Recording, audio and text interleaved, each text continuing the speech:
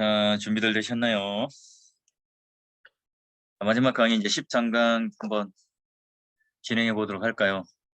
아까 제가 일찍 마침으로 말미암아 중간에 나가신 분도 있는데 스바냐 강의를 못 들으신 분들은 밴드에 올려놓을 테니까요. 밴드에 가서 보시면 될 것 같아요. 자, 13강 진행을 해 보도록 하죠.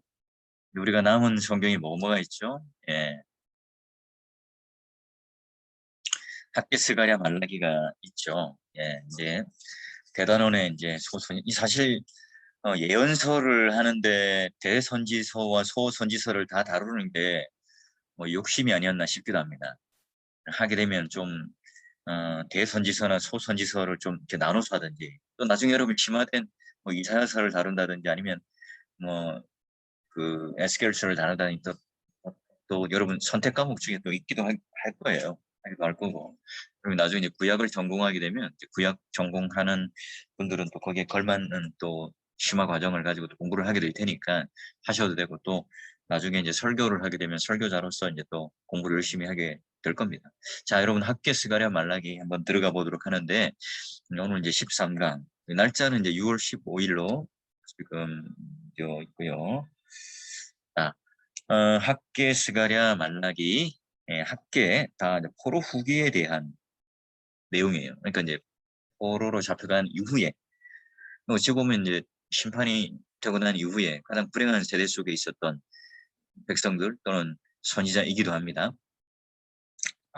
회복에 대한 소망이 있죠. 그러나 꺾였지만 소망들을 가지고 있어요. 학개스가랴 말라기 느헤미야 에스라가 이제 회복해서 성벽 성전을 건축하는 사역을 하겠죠.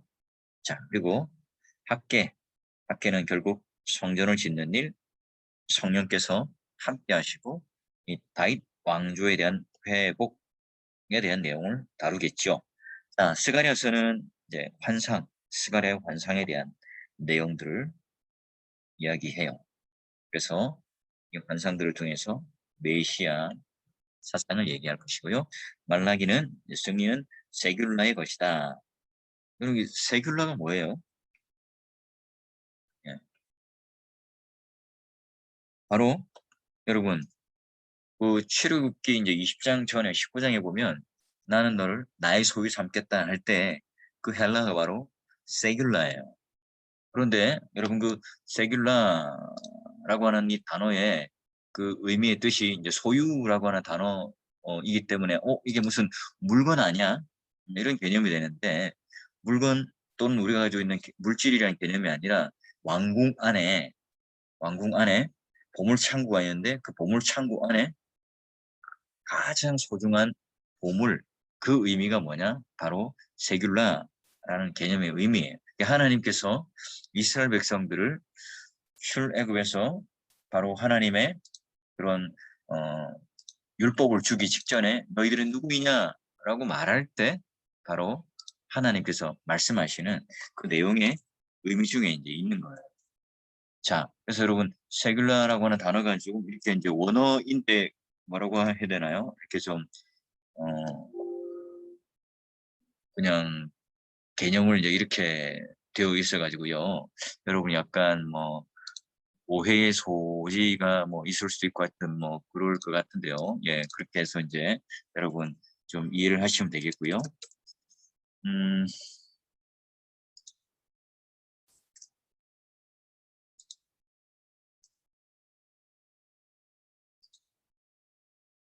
자,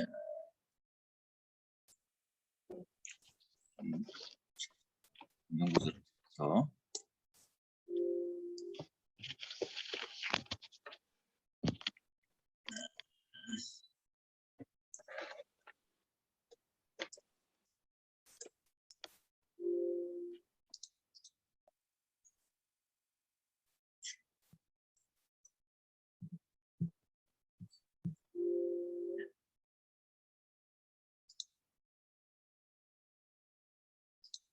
19장 출애굽 19장 5절을 보면 내 소유가 되겠고라고 하는 뜻의 단어가 이제 나와요. 예, 거기 이제 바로 그 소유라고 하는 단어가 바로 우리가 말하는 세귤라라는 단어인데요. 여러분이 지금 이제 학부생이라서 우리를 배우나 모르겠습니다. 네.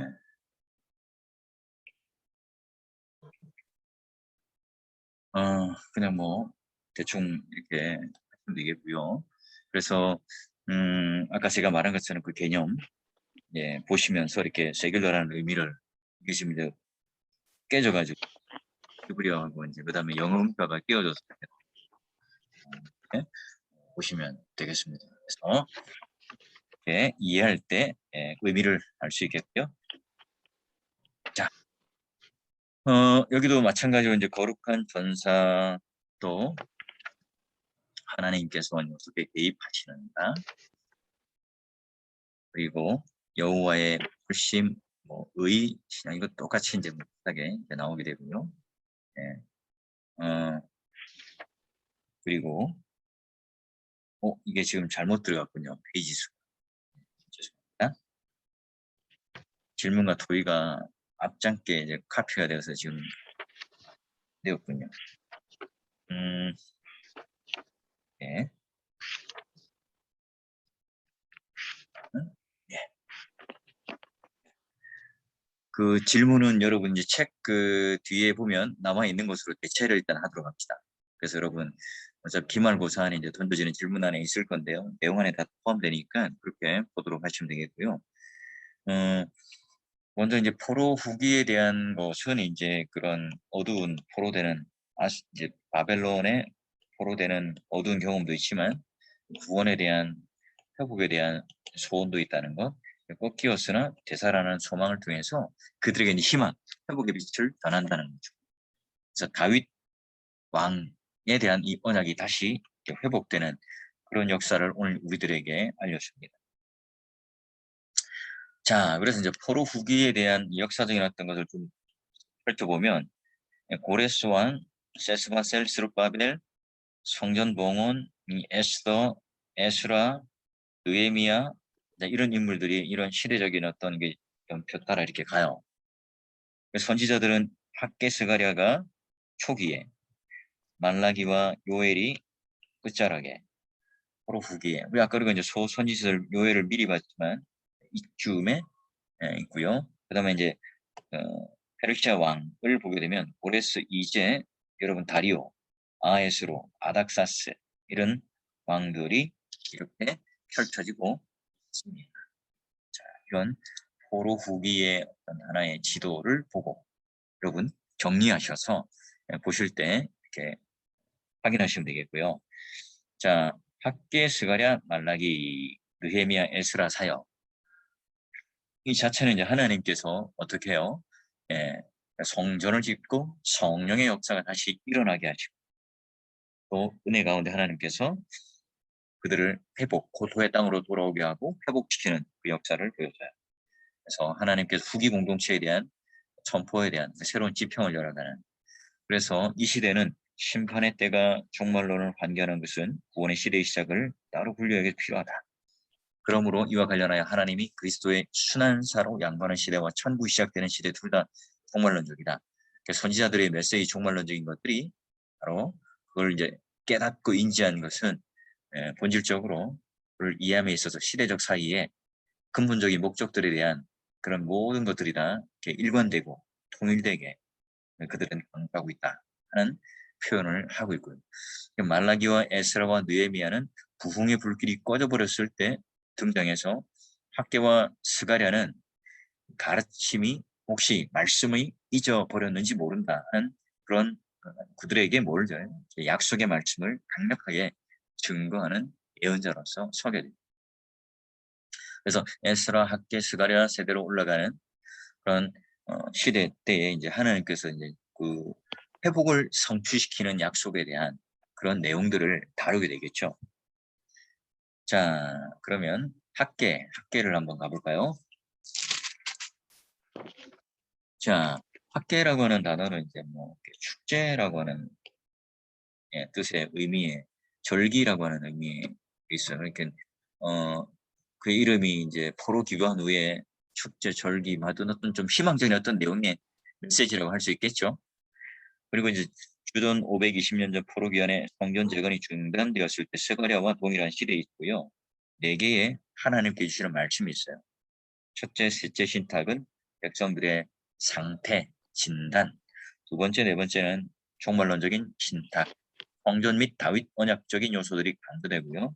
성전 건축을 기도한 다윗 왕조에 허락하신 것처럼 학에서도 성전 재건의 역사를 종말론적인 다윗 왕권의 회복의 역사와 고용론적으로 연결시켜요. 학계서는 그래서 성전 재건을 통해서 구속사의 회복을 다윗 언약 중심적인 시각에 바라보고 있음을 알 수 있고요. 포로기 전 소선지자들의 시온의 중심성, 다윗의 중심성을 종말론적인 기대로 나타내고 있어요. 학계의 시대, 지금이 이제 바로 성취의 때다 하는 내용으로 구조는 굉장히 간단해요. 그죠? A, A 다시, B, B 다시. 그래서 위기, 도전에 대한 반응에 대한 것을 그리고 회복에 대한 약속들을 교차적으로 이렇게 부부적으로 이어져 가고 있는 내용이에요. 그래서 학계는 그 옛 시대와 그다음에 뉴 에이지 새 시대를 연결하는 그런 어떤 하나의 역할들을 해요. 이제 시대적 변혁이 아까 보니까 막 일어나잖아요. 바벨론 포로 이후로부터 이제 왕도 이제 바벨론 포로도 많이 바뀌게 되고 학계와 스가랴는 그 모진 인생과 삶 속에서 그래도 끝까지 뭘 전합니까? 하나님의 말씀. 하나님의 말씀이 그들의 백성의 정체성을 잃지 않는 굉장히 중요한 어떤 우리 그리스도인 또는 하나님 백성으로서의 DNA가 잊혀지지 않고 깨어지지 않고 없어지지 않도록 하기 위해서. 예. 그래서 유대인들은 결국은 이제 고토로 왔을 때 길이었던 그런 하나님께서 우리를 이 땅 가운데 회복시켜주면 뭐 돌아오자마자 무슨 빌딩이 서 있고 돌아오자마자 무슨 비단과 꽃길이 열려 있고 환경이 조성되어서 그냥 구경을 누리는 게 아니잖아요. 처음부터 시작해야 돼요. 성전 건축에 대해서 열정이 있었을까요? 지금 내가 지금 먹고 살기 바빠요. 내가 지금 힘들어 죽겠는데 뭐 그런 건축을 하고 헌금을 하고 할 수 있겠냐. 지금 그런 어떤 상황 속에 이제 성전 건축에 대해서 어떤 동기부여가 그렇게 없던 때라고 할 수 있죠. 그 동기부여를 일으켜내고 동력을 일으켜내는 그런 선지자가 바로 학계 선지자예요. 자, 그래서 이제 1장 1절부터 15절 첫 번째 신탁은 성전 재건에 대한 중단에 대한 책망을 하는 너희들 왜 이렇게 멈췄느냐? 왜 이 성전 건축에 대해서 너희들 이렇게 동기부여가 다 죽었느냐라고 하는 거예요. 그래서 수룹바벨, 여호수아 이 자들이 이제 그 백성들에게 어떤 하나의 임하는 푸싱 그래가지고 함께 같이 성전 재건과 함께 다윗 그 언약에 대한 완성을 이루기 위해서 그들을 이렇게 자극하고 마치 이제 애가 이렇게 자극하고 침을 쏘듯이 하는 거예요. 그래서 6절은요, 신명기적인 저주를 얘기해요. 6절을 읽어보면 너희가 많이 뿌릴지라도 수확이 적으면 먹을지라도 배부리지 못하며 마실지라도 펴가지 못하며 입어도 따뜻하지 못하며 일꾼이 싹쓸 받아도 그것을 구멍 뚫어진 전대에 넣음이 되니라. 예, 그런 거죠. 바로 이 저주가 성전 건축을 소홀했기 때문에 그렇다고 여러분 이걸 마치 당신들 뭐 씨앗 헌금처럼 헌금을 안 하면 어떻게 돼요? 복 못 받고 헌금을 하니까 복 받고 하는 기복적인 것을 연결시키는 게 아니에요. 지금 너희들이 언약 가운데 다윗이 지금 성전을 완성하고 건축하고 하는 것이 솔로몬이어서 이제 했지만 지금 이제 그것이 회파되어서 다시 성전 건축을 통해서 오늘 하나님의 임재와 예배가 회복되는 것을 너희들이 이제 당연히 그 언약적 성실성으로 해야 되는데 안 하고 있으니까 거기에 대해서 이런 저주가 임한 것이 결과론적으로 그렇게 되었다 이렇게 말을 하는 거예요. 그래서 혹여나 이제 목사님들이 설교하는데 아이고 김 집사 이번에 부장으로 승진했다며 교회 김치 냉장고가 하나 없는데 이참에 김치 냉장고 하나 건물해야지 안 하면 교통 타고나 그렇게 이제 설교를 예전에 했단 말이에요. 그런 내용의 의미가 아니에요. 아시겠죠? 자, 거기 끝에만 들어가지고 아이고 목사님이 지금 저주 설교를 했나 이렇게 하시는데 이게 잘 들으셔가지고 예, 그런 기복적이거나 심판적인 내용에 대한 예, 그런 내용이 아니다. 성전 건축을 독려하는 첫 번째 신탁을 두고 백성들은 건축하는데 이제 동기부여를 시험을 가져. 내가 너무 함께한다는 언약 공식을 다시 한번 재확인하여 포로기 이전에 소선지자들이 했던 예언들이 이루어지고 성전이 재건되고 백성들은 하나님을 바라보아요. 성전이라고 하는 이 건물 중심적인 것을 강조하는 것이 아니라 성전에 임재하시는 하나님 그리고 영광, 성전 안의 영광이 하나님이 흘러넘치고 물이 받아 넘치는 같이 흘러넘치는 그런 내용들이죠. 자, 이 두 번째 신탁은 바로 이 장막절을 배경으로 해서 여호와의 영광이 새 성전에 임할 것이고 솔로몬 성전에 비하여 초라했는데 낙담했더라. 그러나 더 큰 하나님의 영광, 우리가 말하던 외형적인 것과는 다른 큰 하나님의 영광이 있다. 이스라엘과 관계는 출애굽 이후로 언약과 말씀, 성령으로 특정 지어지는 언약과 성령은 하나님 역사의 중심축으로 주권적인 성실성, 영의 능력으로 하나님 역사를 이루어 가실 거예요. 그리고 이제 6절에 보니까 천지 만물을 진동시킴으로 말미암아 요엘과 아모스 그리고 왜 이르는 영광에 대한 솔로몬 영광보다도 큰 말하자면 건물적 영광이 아니라 하나님께서 주시는 그런 임재의 실제적인 하나님의 영광이 더 클 거라 하는 그런 기대감, 긴박감, 구원에 대한 소망을 가질 거네요. 오늘도 여러분 이제 포스트 코로나 이후에 건물 중심의 이 교회가 위세를 부리던 게 안 되잖아요. 지금 이제 모이는 것으로 인해서 실력이 승분하는 시대가 지났어요. 과연 이제 오늘 우리가 말씀에 어떤 컨텐츠를 가지고 있는가? 교회라고 하는 것이 오늘 우리에게 있어서 진짜 그 진리를 담고 있는 하나님의 언약적 통치성을 담고 있는 그 컨텐츠로서 우리가 승부를 하지 않으면 교회는 이 앞으로 어떻게 될지 모르겠어요. 예전에 이제 그런 전도 축제를 하고 연예인들을 부르고 또 수많은 어떤 뭐 행사와 또는 여러 가지 어떤 프로그램들을 함으로 말미암아 이 교인들을 그렇게 말하자면 뭐 백화점식으로 이렇게 나열되어 있는 것을 보여주고 돌리고 참여시킴으로 말미암아 교회의 어떤 그 구심점으로 끌어들였던 그런 어떤 교회의 어떤 운영 방식, 교회론에서부터 열리는 이게 지금 코로나19로 인해서 2년 동안 그런 역동성들을 막혀 있는 상황이에요. 이때 우리는 어떻게 그러면 개인적으로 말하자면 흩어지는 교회로서의 또 선교적 교회로서의 모습을 가지고 나가는 굉장히 중요한 시험대인 거예요. 평상시에 이제 그런 쪽에 내공의 힘을 길렀던 교회는 크게 영향이 없을 거예요. 그리고 회복력 자체도 이제 빨리 그 탄력적인 어떤 회복들을 보여줄 거예요. 그러나 그런 식의 건물 중심적인 또는 그 세상의 영광을 마치 하나님의 영광으로 바꾸어 버린 교회가 부흥하고 교회가 부자가 되고 내가 어떤 유명한 사람이 되었어요. 그러나 그 안에 하나님 영광이 없고 하나님을 즐거워하는 것이 궁극적인 목적이 되지 않는다면 그것은 복이 아니라 화죠. 화인 거예요. 결국은 오늘 우리가 남은 자가 되었다. 예수 그리스도를 믿는다. 하나님의 의를 누리는 자라고 우리가 믿는 사람이라면 이 기준이 어디 있냐. 말하자면 나는 자그마한 교회를 또는 큰 교회를 가지는 것으로 하나님의 영광과 실력과 복을 가늠하는 것이 아니잖아요. 그런데 보면 우리 뭐 교회도 규모는 작은 교회는 아닌데 그런데 이제 보면은 예전에 이제 뭐 보면 큰 교회 이제 부목사들이나 부목사님들 보면 본인이 그 교회 큰 교회 어떤 자기가 담임 목사인 것처럼 착각해. 그래서 이제 그 노회나 이런 데 보면은 예, 다 그런 건 아니지만 예, 마치 이제 이 자기 그런 개척 교회를 하고 있고 자그마한 교회를 하는 목사님은 실력이 없고 예, 뭐 그런 어떤 것이 안 되기 때문에 라고 하는 식의 어떤 그 지각들을 보면서 예, 어떻게 해요? 무시하는, 비교하는, 구분짓는 그런 모습을 종종 봤어요. 굉장히 이렇게 보기가 좋지 않더라고요. 저희 뭐 교회도 꼭 우리 같이 함께하는 부목사님들이나 노예나 이렇게 회원으로 가면 이렇게 장중히 예, 인사하고 같이 한 교회, 공교회로서 한 몸이 일어나는. 그래서 은혜의 선순환이 일어나고 그는 은혜의 황금 사슬로 연결되고 묶여진 교회라고 하는 이 사실들을 잊어버리면 안 됩니다. 예. 그래서 과연 영광이라는 단어를 무엇으로, 능력이라는 단어를 무엇으로 해석할 것인가, 이게 굉장히 중요합니다.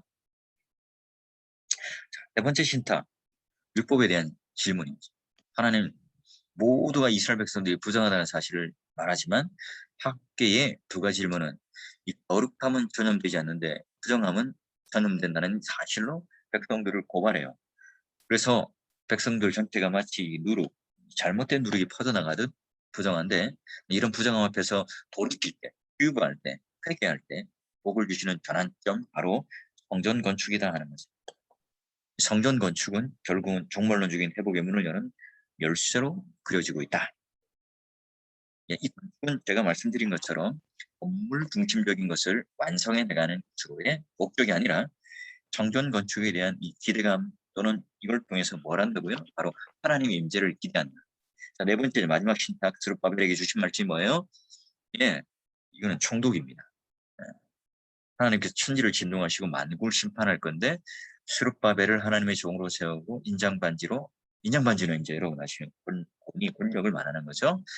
예, 그 하나님께서 이제 그런 왕권과 권위를 인정해 주셔서 능력을 더하게 하실 거다. 다윗 왕권이 회복된다는 이 메시지는 포로 이전의 소선지자들을 계속해서 예언해 왔던, 예, 그런 아모스 5장 9장 등에 대한 학계의 마지막 부분을 양식하게 됩니다. 자, 학계의 메시지는 그래서요, 성전 건축이라고 하는 것과 함께 성령이라고 하는 하나님의 영에 대한, 그래서 이 백성들이 지금 어떤 이 물질에 대한, 생활에 대한, 환경에 대한 이것에 매이지 않고 하나님을 바라보는 신앙, 하나님의 임재를 바라보는 신앙, 언약의 약속에 대한 것을 바라보느냐에 대한 문제고요.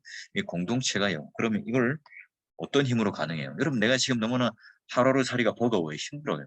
또 나는 또 너무나 많은 물질을 가지고 교만해요. 그 하나님을 향한 마음이 없어요. 둘 다 문제인 거죠.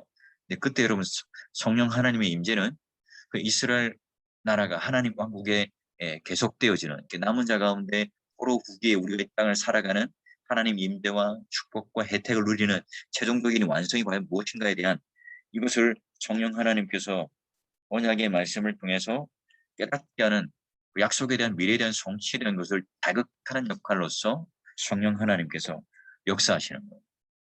그렇죠?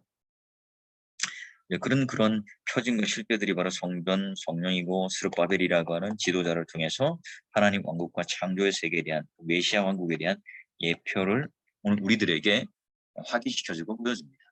하나님의 모든 피조물 위에 그의 주권을 확립하리라는 그 은혜가, 그 권능이 오늘 우리들에게 약속되어 있다. 그래서 다윗 왕조라고 하는 아주 중요한, 예, 하나님께서 다윗 언약이라는 걸 통해 우리들에게 보여주신 그런 언약의 약속을 우리가 믿고 나아가는. 그래서 학개서가 가지는 남은 자들에게 뭐래요? 동력을 일으키고 믿음을 일으켜서 성전 건축이라는 걸 통해서 성령 하나님의 임재와, 그리고 그의 자극을 통해 성전 건축을 통하여 하는 이 개혁적인 것들을 이루어 나가는 그런 역사를 하게 되는 거죠.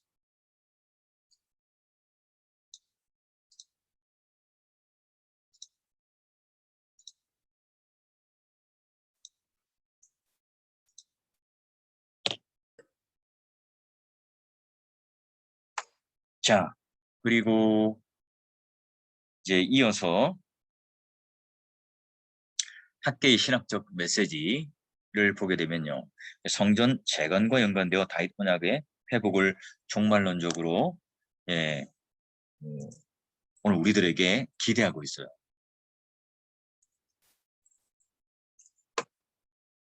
자, 포로 이전의 소선지자가 예언한 내용들의 성취에 대한 기대가 이제 일어나겠죠.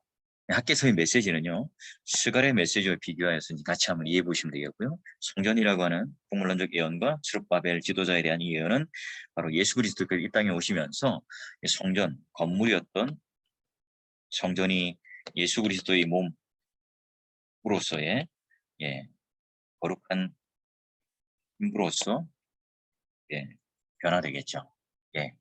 그래서 예수님 안에 하나님 나라의 성전과 이 백성들의 제대로 성취될 것이라고 하는 것을 말해줍니다.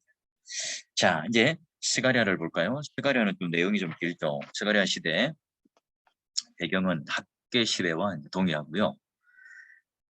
1장에서 8장은 성전 재건에 대한 동료, 9장에서 14장은 종말론적인 어떤 패턴을 우리들에게 보여줘요. 문학적 형식도 보면은 소선지서 중에는 가장 긴 내용과 분량을 차지하고 있어요.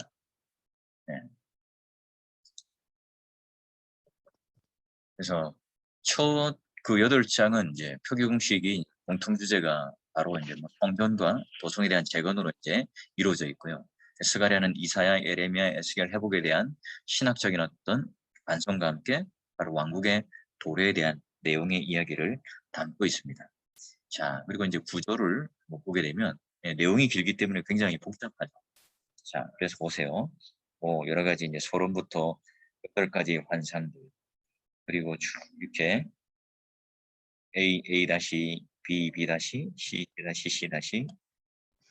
용서와 평화에 대한 메시지들이 있고요. 신탁들이 있고요. 그 다음에 이런 책임과 약속들에 대한 신탁, 이스라엘 열국과 그리고 하나님 왕국과 예루살렘 열국, 그리고 평화, 이런 내용들을 아주 이렇게 치밀하게 선지자서 중에는 아주 이렇게 치밀하게 내용들이 짜여져 있다는 거죠. 자, 그러면 이제 스가랴 메시지를 보게 되면 책임의 세대, 학계 아까 그 성전 건축에 대한 것들에 대한 예언을 보충한다는 거고요. 학계는 새 시대가 동토하는 사실과 관련해서 백성의 책임감을 강조해요. 스가랴는 포로 후기 공동체 그들의 조상들이 어떻게 잘못을 되풀이하지 않고 하나님께 자신들 들여서 갈 것인가에 대한 스가랴서는 바로 축복과 저주를 지닌 그 언약적인 시각 속에서 우리들에게 그런 축복을 해요. 그리고 다윗 언약에 대한 그런 미래의 큰 중요성을 우리들에게 알려주기도 하죠. 자, 그래서 회복에 대한 현재와 실제에 대한 이 내용은요, 어떤 4개의 평행적인 환상의 조직으로 이야기합니다. 그러니까 영원한 열국에 대한 환상, 성령에 대한 열국 심판, 바벨론 심판, 시온에 대한 환상과 악의 제거, 새 시대에 대한 용서와 평화, 메시아 사역들을 중점에 놓고 평행적으로 우리들에게 보여줘요. 이 8가지의 이 밤 환상은 하나님께서 백성이 무엇을 하고 있는지를 묘사해요. 서로 마주 놓여 있는 것들, 그리고 또 서로 이렇게 대조되고 대비되면서 연결되는, 마주 놓여 있는 굉장히 이렇게 치밀한 구조 속의 이야기를 하고 있죠. 그래서 이걸 좀 그림으로 풀어보면 정원한 열국과 성령, 심판, 그리고 영광, 새 시대야 메시아 시대에 대한 그래서 주변의 어떤 그런 그 열국과 그 심판과 염려에 대한 것들이, 여기 이제 스가랴 같은 경우는 언약에 대한 메시지가 나오지 않지만 그러나 또 상징적인 모세 언약들에 대한 갱신과 그 내용에 대해서 이제 더욱더 강조를 하는 내용이라고 할 수 있겠죠. 그래서 만군의 여호와가 말하노니 남은 백성에 대하여 은혜 베푸기를 뜻하였다.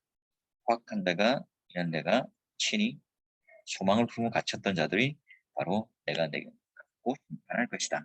하나님 다양한 그런 하나님의 메시지를 전달함으로 말미암아 그런 약속들에 대한 회복 시대에 대한 현재 실제들을 직접적으로 보여주고 있습니다. 자, 스가랴 문학적 형식과 구조를 보게 되면 파트 1이 바로 성경 재건에 관한 이상들이에요. 하나님께서 이제 돌아올 것을 요청하죠. 돌아오라. 어디로 가 있었는데? 고토의 땅으로 왔지만 성전 건축에 대한 관심도 없고 또 자기 어떤 그 생활의 중심적인 이기적인 삶을 살고 있었던 데서 돌아오라는 거고요. 자, 너희들은 회개의 메시지를 외친 이 요울스를 특별히 이제 지칭하는 것으로 볼 수 있고, 첫 번째 이상이 어떤 말탄자의 환상을 통해서 바로 하나님의 궁리를 여겨달라. 이스라엘 불쌍히 여겨달라. 언약적 성실성을 위해서 출애굽기 34장의 언약이 바로 여호와 하나님께서 성전에 돌아오신다는 것이 성전 재건에 대한 완성. 그러니까 건물의 중심의 완성이 아니라 하나님 임재에 대한 신호탄을 보여주는 메시아로 인한 그런 교회의 몸을 보여주는 것이라 할 수 있습니다. 회복 시대 약속들의 성취와 관련된 말씀을 보게 되면요. 바로 시온의 딸과 노래하고 기뻐하라. 바로 내 백성이 되어 내 가운데 거하리라. 이게 뭐예요? 이게 바로 이제 그 새 언약 가운데 선언했던 내용들이고요. 겸손하고 영화로운 메시아로서 또 그런 안식기를 타고 오시는 예수님에 대한 메시아 예언들이 또 있고요. 이런 하나님의 언약에 대한 메시지가 함께 내용 가운데 있습니다. 자, 파트 1의 1장 8장에서 1장 6절에서 돌아오라 요청하고 말과 산자들이 하고요. 두 번째 이상은 내 뿔과 내 대장장이가 나와요. 그리고 청량줄을 가진 사람이 나와요. 이게 이제 굉장히 재미있는 하나의 어떤 그 퍼포먼스, 하나하나 어떤 옴니버스식의 어떤 하나의 그 연극이라는 어떤 그게 주제로 봐도 굉장히 재미있잖아요. 그래서 이 청량줄을 또 마찬가지고 대장장이도 이제 대장장이가 쳐서 만들어서 하나님께서 이렇게 주권적으로 만들어가는 모습을 보인다면 청량줄을 가진 어떤 한 소년이 되고 있으니까 야 너 뭐 줄다가 되지 마. 왜요? 이걸 제야 성벽도 높이 쌓고 또 방어를 할 수 있잖아요. 아니야 너희들은 복을 주는데 성벽 없는 성읍이 되게 할 거야. 왜요? 성전을 지으면 성전 지은 만큼만 복을 받죠. 그 사람 그만큼만 채워지잖아요. 근데 너희들은 그 경계를 짓지 않으면 경계가 아니라 너희 있는 곳 중심을 따라 모든 사방이 바로 그 복을 받게 될 거야. 대신 누가 불성각이 되어져요? 하나님이 불성각이 되어주겠다. 자, 이런 내용의 환상들에 대한 약속을 하는 거예요. 하나님의 보호하심이 성벽 그리고 정루 이런 것들이 아니라 하나님께서 함께 하심을 통해서 불성각이 되었어요. 그런 은혜, 그런 역사를 보여줘요. 뭐 이 내용들에 대한 것을 다룰 게 많지만 넘어가 보죠. 자, 네 번째 현상은 제사장 여호수아. 여호수아는 군대 장관인데 대제사장 여호수아.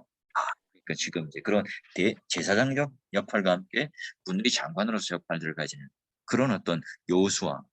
그리고 말씀을 지키고 여기 싹은 이제 메시아를 뜻합니다. 예. 그래서 항상 이 단수로 이제 쓰여지게 되죠. 그리고 이제 이 땅의 죄악이 제거되고 무화과 나무와 포도나무 아래는 바로 이제 풍요. 그래서 하나님의 종의 개념은 바로 3장에서 제사장직과 이스라엘 나라를 의미하는 예수님과 그 신부로 교회로 이어진다. 그래서 성전이라고 하는 것은 항상 교회로 이어지고 교회라고 하는 것은 예수 그리스도가 머리고 거룩한 신부인 우리를 몸으로 하는 우주적 교회, 보이지 않는 교회, invisible church를 말하죠. 자, 그리고 이제 4장에 보면 5번째 촛대와 감람나무들, 황금 등잔과 또 이런 수룹바벨이 시작하는 그런 건축과 또 두 감람나무에 대한 기름 부음 받은 자들 이런 내용에 대한 상징적 내용들에 대한 이야기 그리고 날아다니는 두루마리 이 두루마리가 뭐예요? 이렇게 말씀을 통하여 어떻게 그다음에 7번째 한상은 악이 담긴 바구니를 통해서 이제 그 악인의 심판이 바벨론으로 옮겨갈 것이다. 이스라엘은 이렇게 될 것이다. 라는 내용 그리고 내 병거와 함께 나가는 북쪽 이스라엘을 압박하는 평정을 하고 평안이 찾아오게 될 것이다. 그리고 9번째 환상은 대제사장 멸류관을 통해서 여호수아의 대관식이 등장하고요.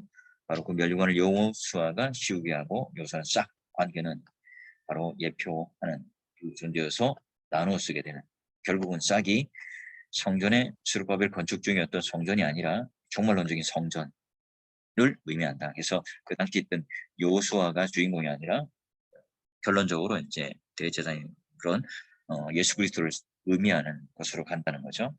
자, 그리고 포로 후기에는 이제 왕권이 존재하지 않죠. 이제 암흑기로 가니까요. 스룹바벨은 신학적으로 다윗 왕권을 뜻하지만 실제적으로 이제 왕직과 제사장직의 연결은 제사장직에 상당히 이제 부각되는 역할들을 다시금 만들어내요. 그 당시는 이제 어찌 보면 성전이 파괴되었기 때문에 레위의 역할들과 제사장 역할들이 주었지만 여호수아를 대제사장과 여호수아로 함께 이제 묶어 놓으면서 새롭게 이것을 다시 국제적인 연결고리로 회복시키는 것으로 나가죠. 이스라엘의 이런 왕직과 제사장직을 그만둔 데는 없었어요. 예, 스가랴 6장의 경우에 이런 해석의 경우 그리고 함께 겸직하는 그리고 여러분 나중에 예수 그리스도 통해서 기름 부음 받았다. 그죠? 메시아 이게 바로 삼중직 왕 제사장 선지자라고 하는 것이 되고요. 이걸 이제 그리스도 예수를 바로 그리스도라고 우리를 바로 그런 기름 부음 받는 자를 뭐라고 그래요? 그리스도인이라고 하죠. 자, 그래서 7장 8장은 환상들의 근거에 회복시켜 이스라엘에 대한 묘사, 금식과 애통에 대한 통렬한 그런 회개와 비판의 그림을 그려내고요. 스가랴 선지자를 통해서 애통과 회개를 바치는 옛 선지자에 대한 언약들, 진리의 성읍이 될 것이라는 진실, 하나님의 언약적 성품을 이야기하고요. 그다음에 하나님이 원하시는 회복, 그리고 하나님의 언약적 성품이 강조되어 있고요. 또 땅의 저주가 해결되는 순간에 대한 소선지자의 강조점을 이야기합니다. 자, 그리고 화평한 모습들 그려내고요. 7장 8편에서 원하시는 회복들, 기쁨과 희락의 절기가 다시 개의적 분김의 회개의 모습이었고요. 8장 전체에 샬롬, 참된 샬롬이 그들에게 찾아오게 되고 또한 하나님이 너와 함께 계시다는 인재에 관련된 새로운 공동체에 대한 언약의 회복과 약속들이 그들에게 존재하게 됩니다. 자, 그리고 파트 2 열방의 심판과 묵시들에 대해서 여러 나라들에 대하여 여호와의 말씀이 그들에게 임하여 심판당하는 놀라운 일이 일어나게 될 것이다. 그리고 메시아의 소망을 표시하는데 나귀를 타고 임하시는 것을 보여주시고 나귀로 임하는 그 메시아는 다른 한편으로 하나님이신 곧 인간이지만 하나님이신 참 하나님이신 하나님이고 이야기를 하고 있고요. 언약의 피를 소개함으로 말미암아 그 제물의 피가 예수 그리스도의 십자가 보혈로 통합 완성되고 단번에 제사로 끝나게 되죠. 그리고 왕권이 보석같이 빛나게 될 겁니다.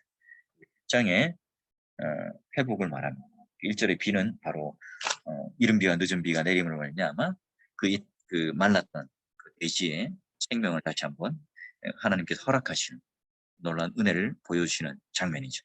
스가랴 9장 14절의 묵시가 다윗 왕권을 벗어나서 지도자의 권세가 임하는 6절에서 또 유다족 속뿐만 아니라 북이스라엘까지 완전히 다시 회복되어지는 그리고 하나님의 그런 애굽과 아수르로 돌아갈 거할 장수가 부족할 만큼 많을 것으로 복된 인생을 다시 한번 우리들에게 보여줍니다. 그리고 11장에는 양떼, 목양하는 선지자, 불쌍히 여기지 아니하시고 하나님을 싫어하는 그들이 싫었기 때문에 이런 심판이 있을 수밖에 없었고 또한 이 선지자는 예수 그리스도를 예표함으로 말미암아 그 언약의 깨어짐, 연합의 깨어짐 이런 것들을 통해서 다시 유다를 예표하기도 하고 이제 예수 그리스도의 죽음을 통해서 선하신 목자가 어떻게 우리를 구원하실 것인가에 대한 내용을 다시 말씀하실 거예요. 그리고 12장에 보면 다시 이제 경고, 마사, 그죠? 마사. 예루살렘을 다시 이렇게 무거운 돌로 만국을 심판하고 유다는 하나님 힘으로 인해서 횃불이 되고 또 스가랴 12장은 유다 족속 전체를 강조하면서 유다 집과 다윗의 집에 지금의 영광과 같은 권세로 대접받는 것 10절이 이제 굉장히 중요한데요. 다윗의 집과 예루살렘 주민의 은총에 강구하는 것을 통해서 하나님 찔렀기 때문에 바로 찔림받은 사람은 하나님 다윗 왕의 이미지를 가지고 예수 그리스도를 예표하는 구절로서 하나님께서 나타내실 거예요. 자, 이제 13장은요. 그런 거짓 지도자들이 땅에서 쫓겨나갈 것이고 거짓 선지자들이 드러날 겁니다. 그리고 칼이 나와서 참된 목사를 찾게 되고 이런 불이라는 연단의 이미지로 예수 그리스도를 예표하는 이미지로 하게 될 겁니다. 자, 그리고 14장은요. 하늘에 대한 선포이고요. 감람산이 갈라져 쪼개지고 우시아 왕 때 지진에 도망하였던 그 역사적 사건들을 이야기하면서 이제 심판의 무서움들을 이야기하고요. 열방 중에 남아있는 자, 초막절이라고 하는 것을 통해서 절기와 제의가 어떻게 회복되고 비가 내리는 걸 통해서 회복의 역사를 비유로 우리들에게 말해줍니다. 자, 14장 그날에 있는 성전들 모든 물건들이 거룩해질 거고 궁극적인 종말의 날에 발상이 되고 그다음에 이것이 뭐 금을 쌓기 때문이 아니라 회복되었고 제대로 된 성전 개념을 통해서 건물이 될 것이고 거룩하게 된 바닥 나라로서의 완성이 되고 그다음에 9장 14장은 9장에서 14장은 지내산 언약과 다윗 언약이 성취되도록 발전이 되고 그리스도의 땅 끝까지 복음이 전달될 겁니다. 자, 그리고 성전 재건과 이상에 대한 것들은요, 나라에 대한 건설에 대한 이상이고요, 학교에 대한 성전의 예언들은 간략하지만 스가랴는 성전 재건으로 건축된 예수님에 대한 나라를 메시아적 예표를 정확하게 얘기하고요. 9장에서 14장은 바로 성취되는 메시아에 대한 그런 신학적 메시지를 담고 있어요. 그리고 소선지서에서의 맥락을 보게 되면 스가랴 역사의 종말을 달려가는 클라이막스입니다. 그래서 성전, 다윗 왕권의 중심에 대하여 아브라함의 언약, 시내산 언약까지도 폭넓게 예수 그리스도로 예표하는 그런 역사로 달려갑니다. 자, 그리고 말라기를 볼까요? 말라기의 마지막은 이제 우리가 하나님의 소유된 세귤라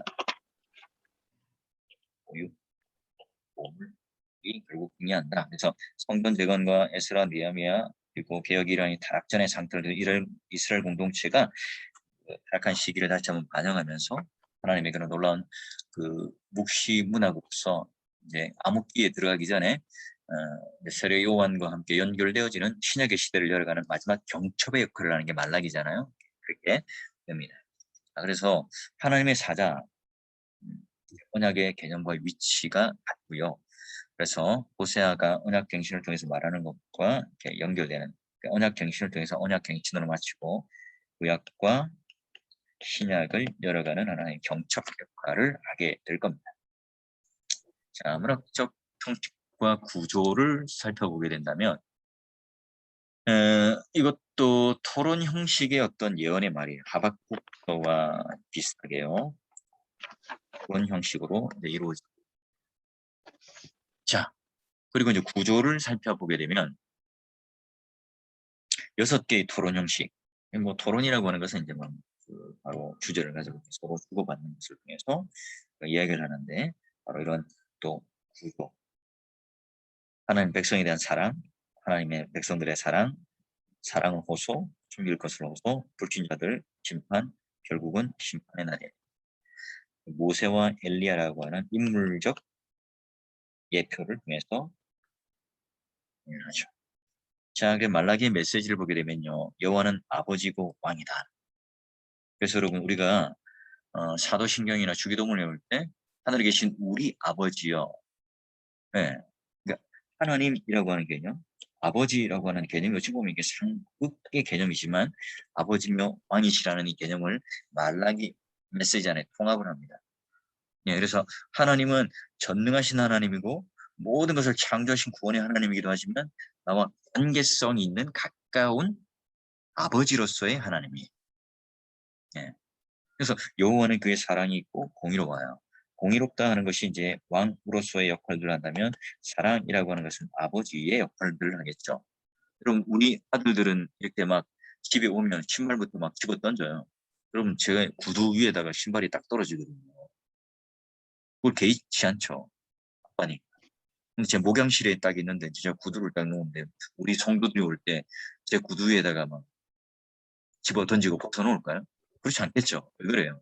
굉장히 담임 목사와 성도의 관계 속에 있는 공적 관계 있고 우리 아들들은 아버지와 아들의 관계 때문에 그냥 막 꼭 그런 그 학교에서 소변을 누고 오면 되는데 참았다고 집에 가서 막 달려와서 누잖아. 그러니까 신발 막 집어 던지고 하면 이제 위에 올라가요. 예, 바로 이제 아버지와 또 왕이라고 하는 이 두 개념, 교회에서 어떤 목사로서의 공적인 역할, 아버지와 관계 다른 거잖아요. 그런 것이 오늘 말라기를 통해서 이제 가까워져 이제 아버지의 사랑, 아버지의 은혜, 아버지의 시선들이 이제 이야기되죠. 그래서 여호와는 이제 바로 레귤라라고 하는 하나님께서 우리를 보물로 여기는 세상의 시각들은 뭐예요? 애굽에 있을 때는 노예, 광야를 있을 때는 히브리인들, 저 강 건너 넘어온 거짓대들, 그게 바로 히브리인이라고 하는 의미잖아요. 애굽에 있을 때는 노예들이었고 짐짝이었고, 근데 하나님 뭘로 봐요? 하나님 백성, 아들, 오물로 이야기해요. 예, 그런 의미로서 잠시만요.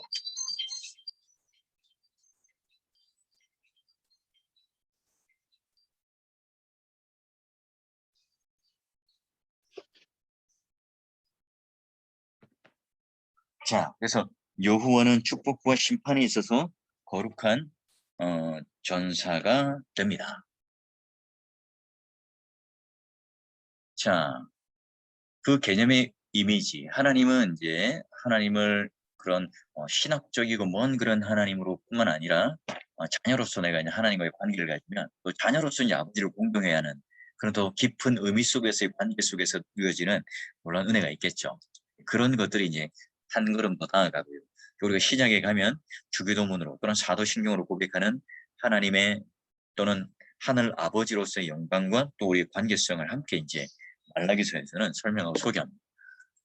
그래서 그의 사랑과 공의가 함께 어우러질 수 있는, 그래서 다윗 자손 스룹바벨이 죽었을 때도 그 기대의 불꽃이 꺼져지지 않고 채공동체 가운데 회복을 기다리는 마음으로서 기다릴 수 있게끔 하는, 그래서 하나님은 바로 위에 그런 일반적인 어떤 사랑이 아니라 우리를 향하여 아주 특별한 소유로서 우리를 이야기하고 또 바라보시는, 예, 그런 하나님으로서 또 그런 아들로서 우리를, 그런 보물로서 우리를 인식한다는 거죠.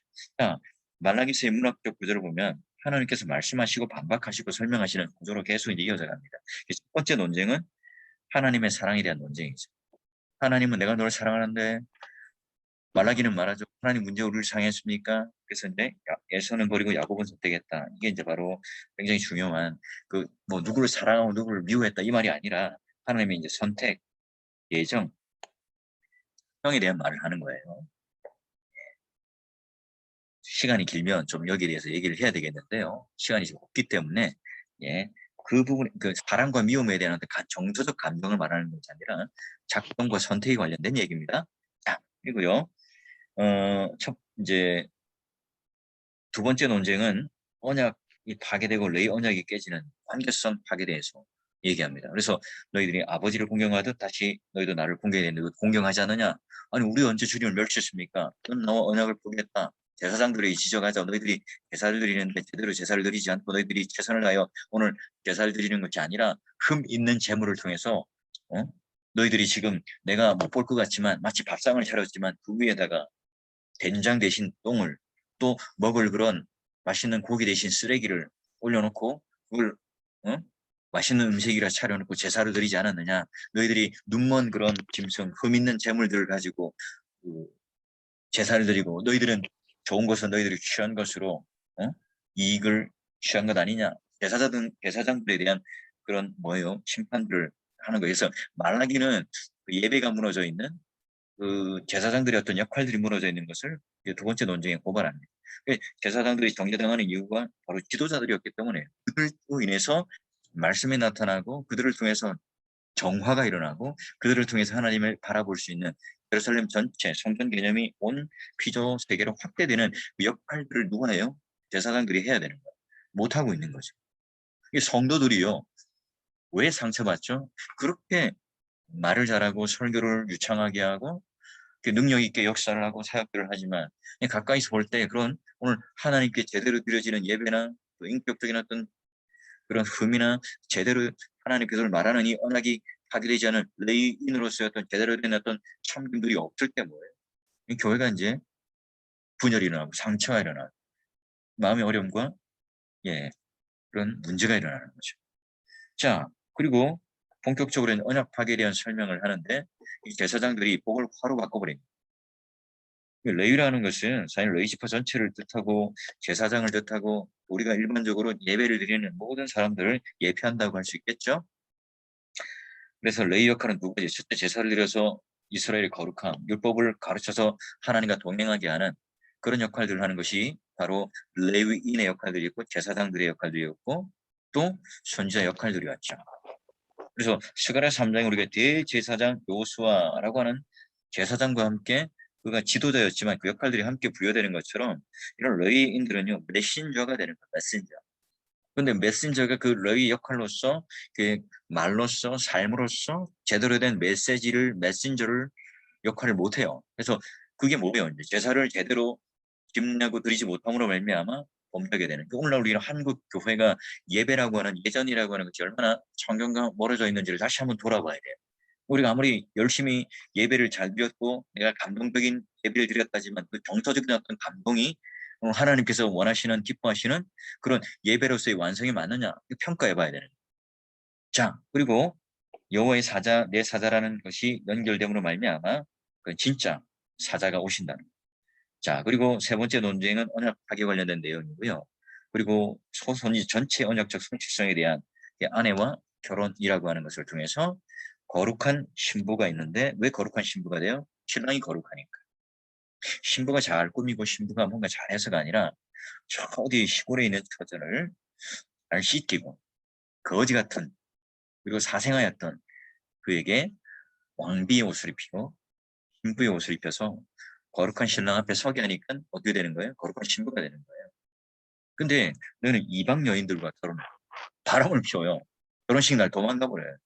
하나님, 우리가 언제 그랬습니까? 결혼 관계는 언약 관계 실천이다라는 걸 말하는 거예요. 자, 이방 여인과 결혼하는 이 행위 때문에 언약을 파기했고 하나님은 이스라엘 백성의 아버지가 되어야 하는데 그런데 이 관계를 깨어버렸어요. 이방 여인과 결혼. 이런 것들이 다 언약을 깨는 성질성 안에 연장선상에 있는 거예요. 하나님은 바로 오늘 이 서약, 그 언약의 안에서 서약하는 것에 대하여 깨고 있는 이자들을 통하여 고발하고 있죠. 그래서 하나님께서는 시내산 언약 같은 경우도 10장의 율법을 받기 전에 19장의 신부로서의 언약식 이전에 과연 신부는 어떤 존재인가에 대한 내용을 얘기할 때 너는 나의 소유다. 그리고 너는 거룩한 제사장적 나라다. 그리고 너는 거룩한 하나님 백성이다 라고 하는 그런 정체성들을 부여함으로 말미암아 바로 율법을 받는 자의 어떤 특징, 그런 신분이 무엇이냐, 거룩한 신분의 모습이 무엇이냐를 다루어 주죠. 자, 그리고 네 번째 논쟁은 하나님 공의와 언약의 사자에 대한 내가 언제 너희를 말로 괴롭게 하느냐, 우리가 어떻게 여호와를 괴롭게 했습니까? 하나님 공의가 어디 있다고 말합니까? 미시파. 예, 하나님에 대한 이 신정론, 하나님은 과연 어디 계시고 살아계신 하나님입니까? 정의로운 하나님 맞습니까? 라고 하는 것에 대하여 물을 때 하나님께 이런 죄들을 이야기하시고 심판에 대한 언약의 사자에 대한 돌에 대한 이야기는 주 여호와께서 또 성전에 임하실 것에 대하여 바로 3인칭으로 불리면서 다시 언약의 사자라고 하는 것 모호한 상태로 남아있지만 결국은 예수 그리스도께서 언약의 사자로 도래하면서 거룩하게 하는 언약을 깨뜨린 이 레위 자손을 다시 회복시키시는 언약의 갱신들을 이루어갈 것이고 언약의 사자가 되는 내 사자라는 표현을 통해서 세례 요한을 가리키게 되는 말로서 이해가 될 겁니다. 자, 그리고 다섯 번째 논쟁으로서 언약 백성의 삶을 잘 지키자는 거죠. 그 방법이 뭡니까? 바로 이와 같이 너희들이 오늘 이 봉헌하는 11조 그리고 물질을 도둑질하지 말라. 이제 이걸 이제 헌금 강조. 헌금을 잘해야 복 받는다. 이런 내용의 이야기가 아니죠. 치료하는 광선도 마찬가지로 뭔가 레이저 손가락에서 무슨 레이저 빛이 나가서 고친다는 그런 의미가 아닙니다. 그리고 회개의 방법으로 이런 방법들을 율법의 준수를 모르며 하나님을 사랑하는 내 내적 태도와 마음. 그래서 여러분 고린도후서 9장을 보면 연보를 미리 준비하라. 연보를 즐거운 마음으로 즐겨내라. 연보를 할 때 바로 하나님의 그런 감사와 영광과 그런 은혜의 사솔로 묶어서 서로가 주는 자나 받는 자나 값과 의의 관계가 아니라 바로 은혜가 묶여져 있는 공개로 하나가 된다 말씀하시듯이 이와 같이 언약 백성의 삶을 어떻게 구체적으로 살아가는가 그것이 오늘 하나님 앞에 내가 하나님을 구원받기 위한 복받기 위한 조건으로서 헌금을 많이 하고 헌신하고 봉사를 많이 하는 것이 아니라 하나님 백성 되었기 때문에 그 백성다운 거룩한 삶으로서의 뭐예요? 바로 헌금, 연보, 구제, 헌신, 봉사, 사역이 자연스럽게 이루어지죠. 그래서 오늘 우리에게서도 물질의 많고 적음의 액수를 통해서 하나님은 즐겨내는 자는 사랑한다 라는 이 개념이 어떤 의미냐면 하나님은 많이 내는 자를 사랑한다는 것이 아니라 원래 마음 가운데 중심과 태도를 통해서 내가 받은 은혜가 이만큼 크니까 나에게 주신 이런 놀라운 은혜가 내 많고 적음의 액수가 아니라 내가 가지고 있는 병한 마음, 즉흥적이고 또 내 마음에 어떤 그런 마음의 충동이 일어서 하는 것들이 아니라 하나님께 주신 은혜에 감사함으로 말미암아 미리 딱 정한 형편에 맞게끔 기쁜 마음으로 즐거운 마음으로 한 마음으로 하는 거예요. 그게 바로 오늘 여기 말하는 헌금과 11조에 대한 얘기고 분별하여 치료의 광선을 바랄 것이다. 이 말도요. 말하자면 이렇게 치료의 광선이라고 하는 것이 레이저 광선이 나와서 뭔가 하는 그런 의미가 아니라 바로 이제 말씀을 통해서 오늘 우리들에게 보여지는 그 빛의 역할들을 통해서 언약의 완성을 이야기한다라고 볼 수 있어요. 그래서 요 앞에 기념책이 기록되어 있다 이렇게 해서 마무리되어질 수 있습니다.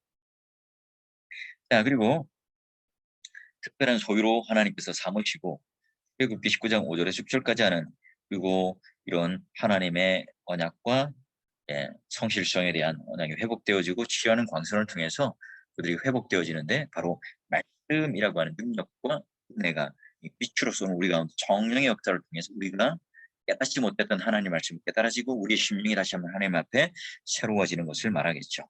자, 결론은 바로 소선지서의 결론이고 신약을 이어가는 세례요한을 예표하는 연결시켜주는 그런 은혜의 연결 고리로 경속으로 이어집니다.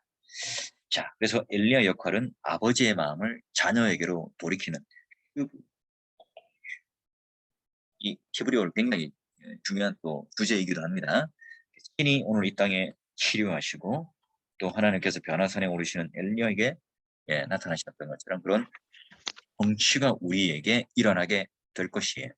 예수님께서 이 헤렘이 뭐죠? 진멸하라 그런 개념이죠. 여기 이제 최근 번역을 할 때 히브리어 그 음가 그대로 쓴 게 너무 많아요.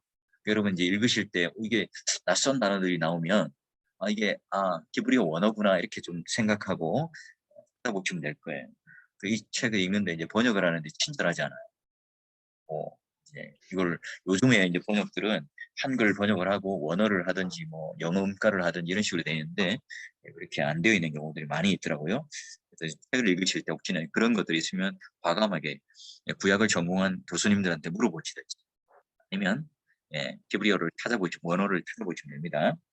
소선지의 결론은 언약의 사자로 말미암은 회복의 역사 그리고 예수님 사역을 예표하고요. 전체적인 결론 바로 예수님의 예언을 성취하게 되는 것입니다. 신학적 메시지를 마지막으로 보게 되면 이스라엘 향한 하나님 사랑의 언약을 근거하고 언약을 주제로 하고 언약을 클로즈하는 동시에 신약으로 나가는 오픈. 그래서 제가 이제 경첩이라는 표현을 썼죠. 이 문과 문 사이를 이어주는. 그래서 궁극적으로 여호와의 날은 성취될 것이고 신약을 시대에 살아가는 우리들 적실한 말씀이고 예수님 안에 있는 자들 심판에 더 이상 거부를 받지 않는 일꾼으로 섬겨야 할 것입니다. 여기까지 여러분 오늘 빠르게